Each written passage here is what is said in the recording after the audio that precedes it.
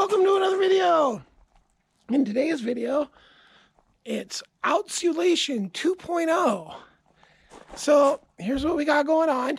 Now, check out the video here to see how I made these foam panels. So this is the same foam from last year, but I encased it in plywood. Now, the reason I didn't do this last year is just because I couldn't afford it, right?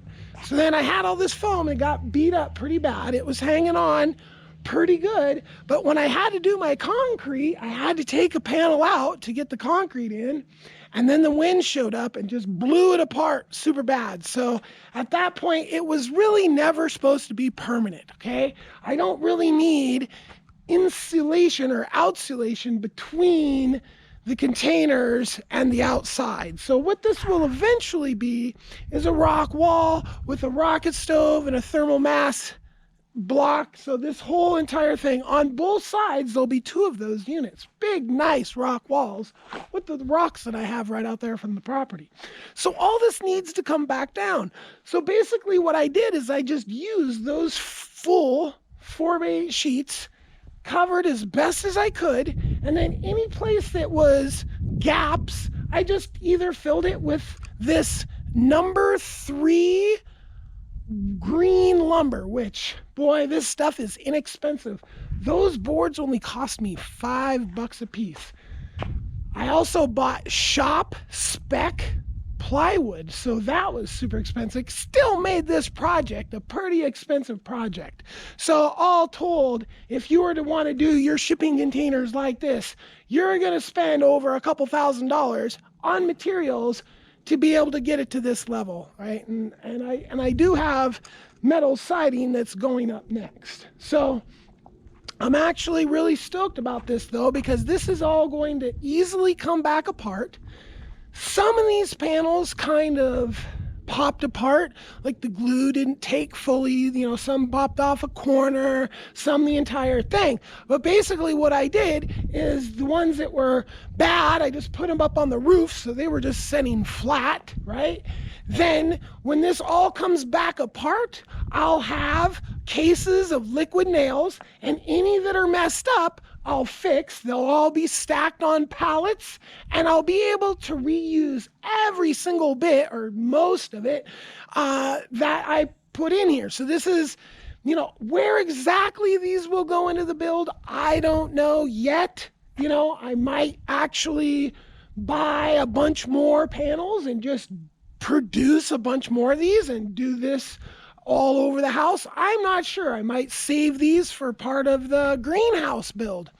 I don't know. I haven't really, and I keep calling this the house, but technically this is the powerhouse. Power, water, sewage, right? So that's what this whole structure is going to be. So right here, you can get a good look at how it looks, right? And there is some air gaps.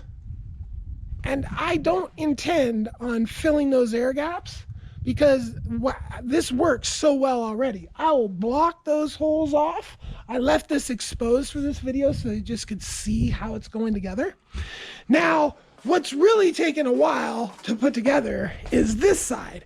And because I have places that the roof structure is resting, is connected, I have the furnace comes through right here. I have all my electrical through right here. So I can't just wham, fully panel this. So this is going to kind of be wonky to just get this covered.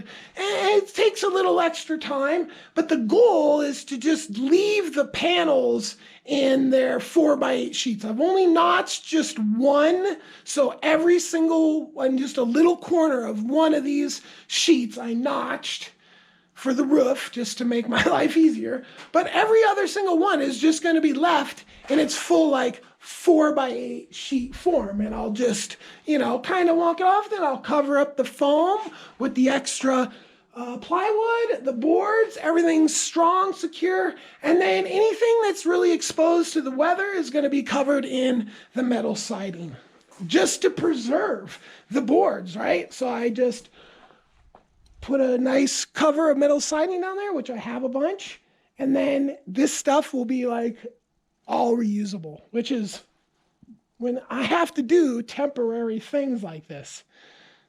Like this is all in the way of building. I literally can't finish the structure, build any of this stuff with this in the way. So this all has to come out. So the fact that it all has to come out, I want to be able to reuse it. And that's how it's done. You know, using the entire board length, just trying not to cut unless it's absolutely necessary. So, all right. Hopefully this video helps out somebody. Like and subscribe. Peace.